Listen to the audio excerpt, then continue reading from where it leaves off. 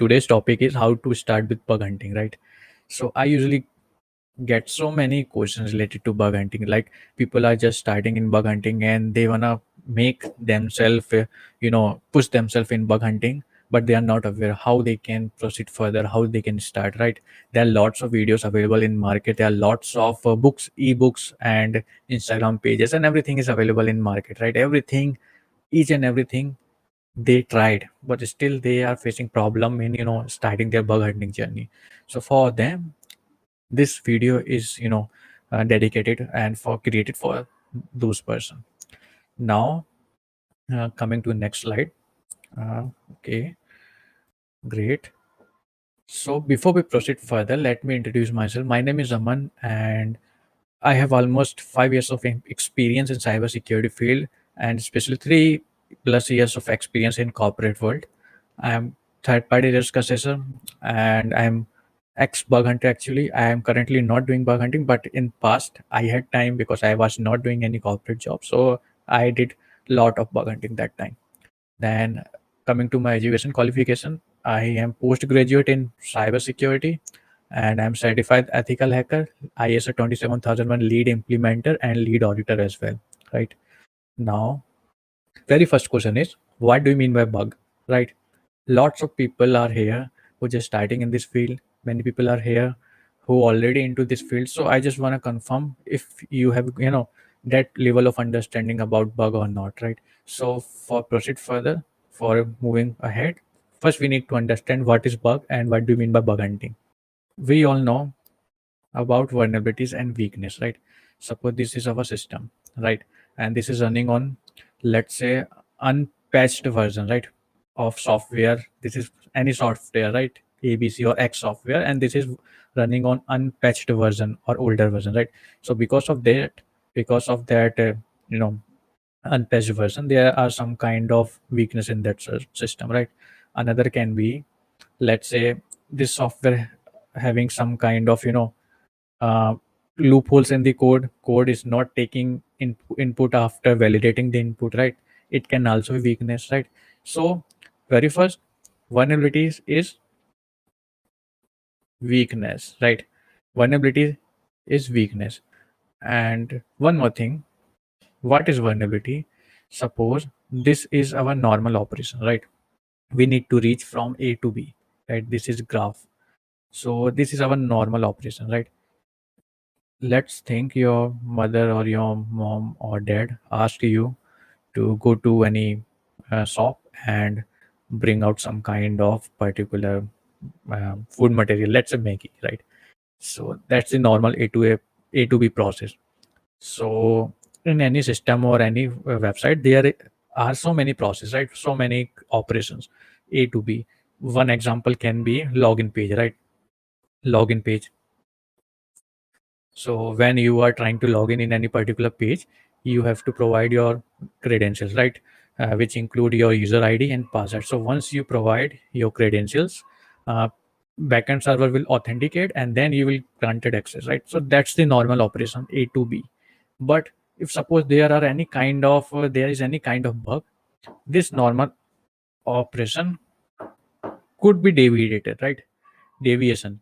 So deviation, this is deviation, right? So if there is any kind of deviation in normal process, right, normal A to B process, that we call bug, right, in any system, right? This is any system, right? System, let's call it web application, right? abc.com, and there is a login page, but there is a slight deviation, right? This is deviation which is because of some not properly sanitized code. Because of that, I am able to insert some kind of script in the particular website. That's the deviation and that's the bug, right? In simple term. And bug hunting simply to hunt, right? To find out that particular bug in any system is known as bug hunting. I hope you understood the concept. Coming to the next page. Now let's understand the difference between bug hunting and pen testing, right?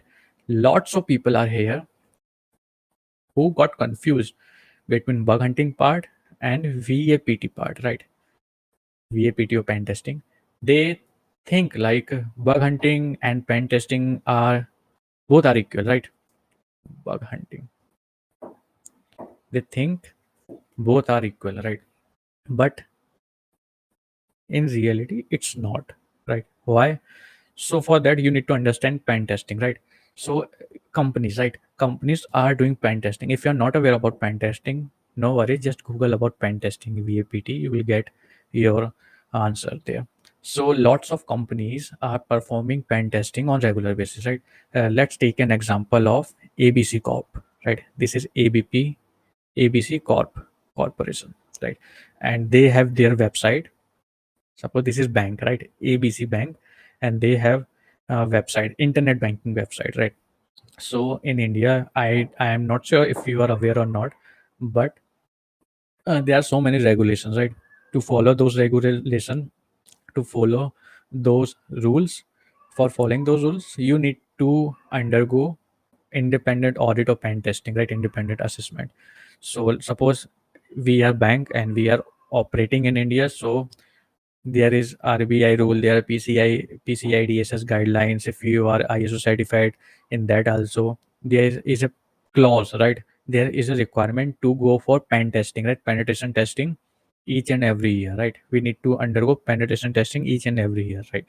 Now the thing here, what we do in pen testing, right? So for that, let's take one example. So let's understand. Suppose my company is ABC Bank, right? Corp, and if I'm planning to go for pen testing in every year, so very first I need to decide any particular scope, right? Which I need to do assessment, right? On that particular scope, I have to go for assessment of pen testing. So I've decided abc.com is the scope, right? Now the thing here, we need to decide some budget, right? Because it's corporates, and right, in corporate we need to take care of so many things. It's budgeting, right? Date. So let's say it's going to happen on June 4, right? 2021 June 4, it's my birthday date. It's my birthday, that's why. So it's going to happen on June 4, right? Now in usual case, uh, it will take around, let's say, 1 month, right? 1 month of time. So pen test will be conducting during the period of 1 month. So June 4 through around uh, 4th July almost, right? And during that time, pen tester or security researcher, right, or yeah, person who are performing pen testing, what they'll find, they have certain set of rules. Usually we call it checklist, right? Rule book or playbook, especially. Yeah, there is a technical term, playbook, right? So there are certain set of, you can say, uh, steps or checklist, right? Checklist, right? So there's, let's say, for a example, let's say we have around 50 or 60 checklist, right? We have around 50 or 60 checklist, 50 or 60 points in that particular checklist. So what person A, he's pen tester, what he'll do, he'll go and check pen test, right? Sorry, he'll go and check that particular list, and each go over each and every step and perform those testing in the that particular website, right? So let's say first point is saying about test authentication functionality in the login page, right? So he'll go into the login page, he'll check authentication functionality. Then second is telling about check for accesses in the authentication functionality, check for SQL injection in the authentication functionality. So there are certain limit of, right, limited number of testing use cases are there, right? So that's the thing here. But in bug hunting, what we are doing here, we have no limitation of use cases, right? Suppose, so coming to the first example again, so we did pen testing during this period and we found out, let's say, 20 risk, right? 20 vulnerabilities. Now what the company will do, they will rectify those problems, right? They will clear all the problems, and usually they will act or treat those risks, right? Problems and vulnerabilities. And at the end, they, after rectification, there is zero open weakness, right? Zero open weakness. But the thing here is, after that period, suppose it finished on July, and at the end of, let's 15 August, right? August, this report was created, and after rectifying all the open items and issues, again after 15 August, we did some kind of modification in the website, right? We included some kind of functionality in the website, and so many things are happening around the website because it's a multinational company and there are lots of processes, sub processes are going on. So there are lots of modification actually. So the thing here is we perform pen test with the help of checklist or limited use case, right? And we only performed pen test on a particular period of time. So it's point in time process, right? This is the point in time. So let's say for the in the month of July, right? It pen test was performed, right? So might be possible after July there might be some kind of new risk, new vulnerability, right? Because every day we are aware, we are getting some kind of CVs, right? There might be possible that new vulnerability just came in market, right? But this was performed in 2021 and next is scheduled for July 2022, right? So during this time, right, from 21 to 22, we have lots of things, we lots of things are happening, right? Lots of vulnerabilities are going to come in the system, right? So for that, usually nowadays companies, what they are doing, they are having vulnerability disclosure program, or you can say bug hunting guidelines. So they allow external security researchers, they allow external security researchers to go in their website and to test out their use cases, and based on their use case or based on their testing methodology, they'll identify some kind of weakness, and at last they report those weakness to the company owner or the contacted person, and they get rewarded, right? So that's why nowadays companies are moving ahead for bug hunters, because the very first benefit is it's not a point in time, right, practice. There are lots of thousands, lakhs, right? So many people are here, so many my students are still so many my students are doing bug hunting, right? They are getting bounties, and you are going to start your career in bug hunting, right? You are going to train yourself in bug hunting, then you will hunt on actual website, right? So there are lots of people, right? And lots of people are doing 24 into 7 research into 365, right? So that's not the point in time practice, right? Every day we are trying to find out new things, right? So that's why companies are preferring bug hunting, or sorry, bug hunters nowadays. So that's the greatest you can say benefit of having a bug hunting or vulnerability disclosure policy in my website or in anyone's website.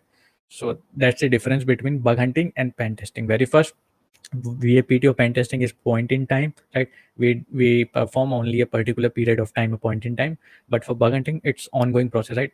Today I find some bug on abc.com. Tomorrow I'll again hunt for some other bugs on abc.com, right? So it's a continuous process. Not only me, there are so many people, right, also hunting with me on that particular website. So suppose, let's say I have only limited amount of knowledge, right? I have knowledge, let's say, on particular 3 or 4 bugs, right? But might be possible you have knowledge on 5, 6, 7 bugs, right? And might be possible somebody else have knowledge on other types of bugs and other functionality, right? Because the overall, you can say, use cases are not limited here. There are lots of bugs, and for every bug there are lots of use cases. Even nobody can uh, nobody can you can say learn each and every use case or vulnerabilities or bugs in his or her lifetime, right? So they actually, the people who are doing good in bug hunting, they have their favorite bugs, right? They have around 15 or 16 or maybe 2 or 3. They just take out those bugs from from the sea of all the bugs, and they do research, they improve their understanding, they improve their technical capabilities on those bugs, and accordingly they hunt for those bugs only. I hope you understood here. You understood the concept. Now coming to the next page, right? So while doing bug hunting, right? People are two types here. One are those who are specialized, right? Who have a specialization kind of mentality and who believes specialization is more important than generalization. And there is another type of people who are you can say following generalization approach. So let me clear these two things. What do you mean by specialization and generalization actually, right? So let's say, suppose we have different type of bugs: RCE, XSS, right? um, Redirect, right? And so on, right? So specialization means, you people might be getting my point, people who think that um, we should go for any particular type of bugs, right? So let's say Mr. A, right? He's a specialization kind of specialized thinking person. So he just pick out 2 or 3 bucks, right? 2, 3 or 5 bucks of higher, one higher risk and higher priority, or you can say high impacted bug, right? So let's say RCE, right? RCE or SQL injection, right? So he picked out these bugs, and he go on any website and he just hunt for RCE and SQL injection and type of that high intensity bugs. So if he got any bug, if he gets any bug, he will be awarded around $1,000, right? Average $1,000, just for example. So the thing here is he just picked out few bugs from the pool of different bugs, and he just trained himself on on these bugs functionality, and he just researched more and more. He is doing research, still doing research on those bugs. And the thing here is, for finding these kind of bugs, you need to be having good understanding. Absolutely, you must be having good understanding on RC, SQL injection and all. Apart from that, you have to be kind of you have to be patience, right? Is the key for finding any bug, because you cannot find such kind of bug in one or two phases, one or two step. You need to be stuck on a particular page of functionality for a month, for 2 months, right? You have to find out so many things, dig out all the details, and then you will be able to find RC or SQL injection. So almost, let's say for example, 20 to 30 days, right? 30 days to find out that bugs. Now there are another kind of person, generalization. So I'm a kind of generalization person. I am kind of generalized approach. I follow this approach because I do not have that much of time, to be honest. So what I'll do, I pick out some, not all, but yeah, more than 3 or 5, almost let's say 20, 25, right? I take out 20, 25 bucks, and which are yeah, obviously these are not from high priority P1, but they are from, you can say, P3, P2, or might be P4, right? Not high priority, but yeah. So if I get any bug from P4, if I get any bug from P4, P2, so let's say for example I got any $100, right? $100 for a P4 category of bug, because that's not that's severity is not you can say higher than IC or equivalent to RC. That's why I got only $100. But the thing here is, I do not spend that much amount of time here, because the finding these kind of bugs is much more easier than RC and SQL injection, right? So in the 30 days, let's say I'm able to find out how much, at least 10, right?